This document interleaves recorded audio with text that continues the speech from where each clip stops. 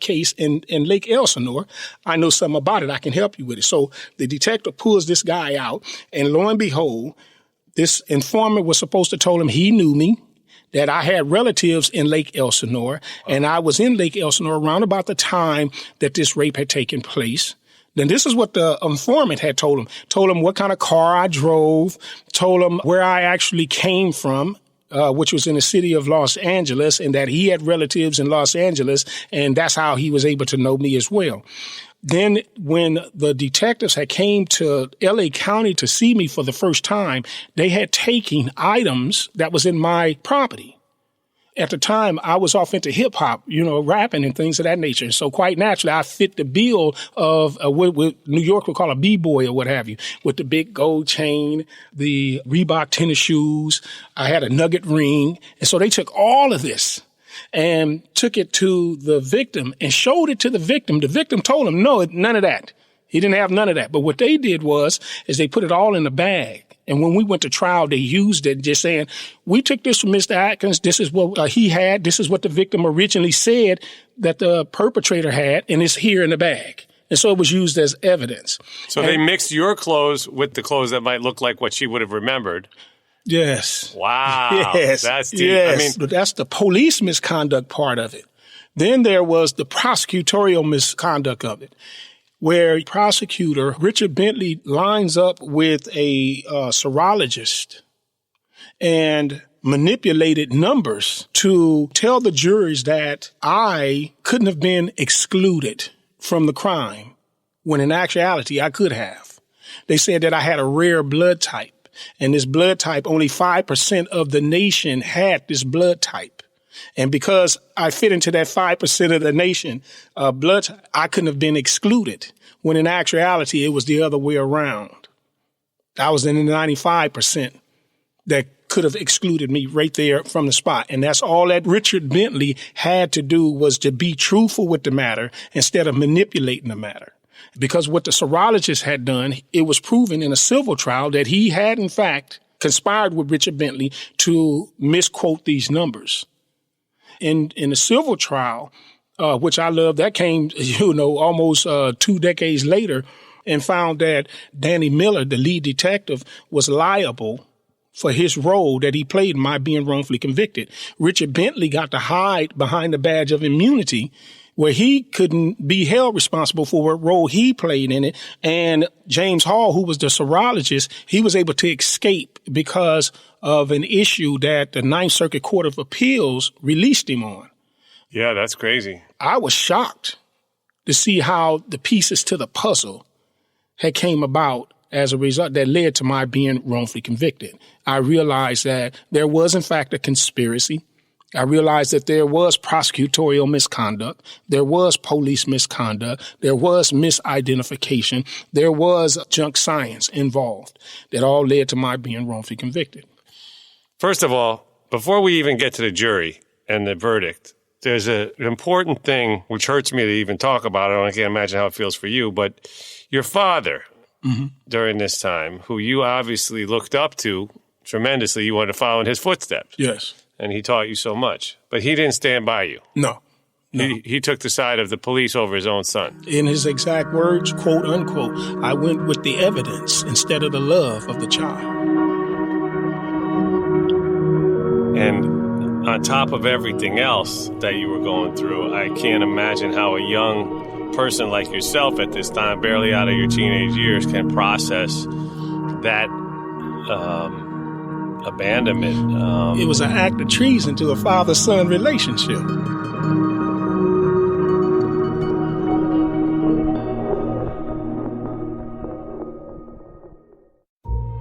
Want to hear a modern solution for a modern-day problem? BetterHelp Online Counseling is there to help you with anything that interferes with your happiness or prevents you from achieving your goals. BetterHelp offers licensed professional counselors who are specialists in issues like depression, stress, anxiety, sleep issues, family conflicts, and so much more. Connect with your professional counselor in a safe and private online environment. And remember, everything you share is confidential, and it's so convenient. You can get help now on your own time at your own pace. You can schedule secure video or phone sessions, plus chat chat and text with your therapist. And if you're not happy with your counselor, you can request a new one at any time at no additional charge. Best of all, it's a truly affordable option. And for Wrongful Conviction listeners, you get 10% off your first month with the discount code WRONGFUL. So why not get started today? Go to BetterHelp.com/wrongful. Simply fill out a questionnaire to help them assess your needs. Get matched with a counselor you'll love. BetterHelp.com/wrongful.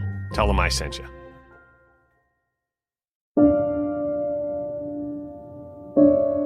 The jury goes out. Mm-hmm. Did you have any hope that you would be found innocent after you had watched this whole thing take place in front of your eyes? You were living in it, right? Mm-hmm. Did you think they were going to come back and find you guilty? No. I thought that... the truth would win. Yeah, the truth. My grandmother had a saying. She said, a lie or die, but the truth will always live on. And so I applied that to that situation. Unfortunately, it didn't happen then. It happened later on, but everything my father had ever taught me about the justice system it went out the window. Herman, America got the best justice system. It's not the worst in the world, but it needs a lot of improvement. Yeah, and as I have grown and have matured and have walked through this journey, I realize what the justice is. Nothing wrong with America's justice system. It's the people that work within the justice system that has given it a bad name. Right, because in your case, if they would have followed the rules, you would have been exonerated. Yes. You wouldn't have even been brought to trial. Yes. Nobody would have prosecuted this case. They would have kept looking. They come back in and find you guilty on all counts. Mm-hmm. So that moment must have been the worst moment of your life. Oh, yeah. Can you imagine hearing a sentence, we give you 47 years and 8 months in prison? I was devastated. I mean, you have to understand, at the time, although I was age 21, I was one of them late bloomers. So I stood 5'11". I weighed maybe 145 pounds wet. And when I went back to the cell where I was being housed at, there was a police officer. He believed in me. And although I never talked to him about, or anybody for that matter, about the case, he knew that I didn't commit that crime because he had came on his shift. And he had found out what had happened, and he racked the door and he said, Atkins, step out. And he took me out and he put me in a padded cell and gave me a roll of toilet paper. And he said, I'll be back to check on you. And when he put me in that cell, I cried like a baby. That's when I realized you can lose your, emotions and with 3 hours, I just cried. I didn't have anybody to console me. My father wasn't there to, with that motivational speech. My mother wasn't there to, with her solutions to every problem. None of that. I was just, stripped down to nothing. That was just me right there. And I knew that at that moment I was about to go on a journey. I was frightened, but I didn't know what to expect. But it just tore me apart. My father, when I was young, I was always willing to help people and what have you. My father used to always say, Herman, you have a soft heart, but that's all right. Life will harden it for you. And what he said, he was right, because my heart became instantly hard. I developed hatred in my heart. When I got to prison, my attitude was, I'm in here for something I didn't do. I'm going to give you a reason to kill me because I don't see a way out. And so my attitude was, when it came from an authoritative figure, Atkins, you need to fuck you. Atkins, you need to fuck you. Atkins, come here. I became what's called a management problem. I can honestly say I kind of checked out mentally and emotionally. And you had grown by now into a big, tough guy, right? I grew over a period of time. By the time I did my 7th year, and a shoe program later, by the end I'm 6'1" and I'm weighing every bit of 200 pounds. I did a 16-month shoe program. And by shoe, you mean secure housing unit, segregated housing unit, and where you stayed in the cell 23 hours out of a day, 30 minutes for a shower and 30 minutes for yard, and seldom did you get both. Doing that right there and talking to a guy that was over in the cell who was doing an indeterminate shoe program. He had been there 8 years already. And he and I used to talk to a vent about that, like that, right there, except it was on the wall. And he told me something that was just registered to me. He said, if what you're telling me is true, then you need to get back out on the main line, get into the law books and figure out what happened to you and get up out of here. Made sense to me. I straightened up, did the SHU program, hit the main line, and kind of stayed to myself other than working and then law library. And from there, I mean, it took another 5 years to get out. What led you to the Innocence Project? How'd you get out? Okay, well, in 1994, when I got out of the SHU program, I went to the law books. I hit them hard. I studied everything that had to do about a rape case.